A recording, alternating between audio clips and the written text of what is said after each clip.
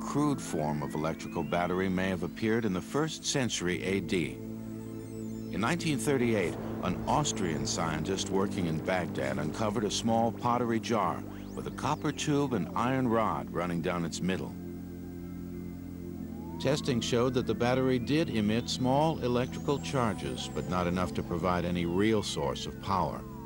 Since it was discovered in what was clearly the house of a magician and medicine man, however, many others dismiss it as nothing more than a simple magic trick used to instill awe, perhaps even fear, in all who saw it.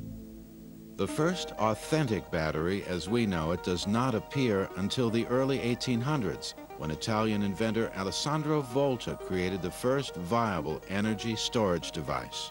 What it consists of is a pile of plates, and in fact it's sometimes called a Volta's pile, because it's literally a pile of metal plates alternating copper and nickel, or copper and silver, with an acid in between. Copper and zinc is another pile. And the bigger pile you make, the more current you can get out of your battery. Volta's invention of the battery was truly groundbreaking. For the first time in history, the powerful force of electricity could actually be stored and used as a source of energy.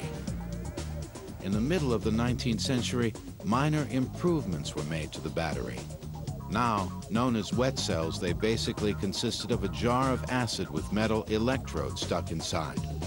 The acid caused a chemical reaction that produced electrons, which flowed through the metal electrodes to provide power to the attached device. Continual improvements were made to the battery. Inventors soon found it to be an indispensable device in their latest life-changing creations.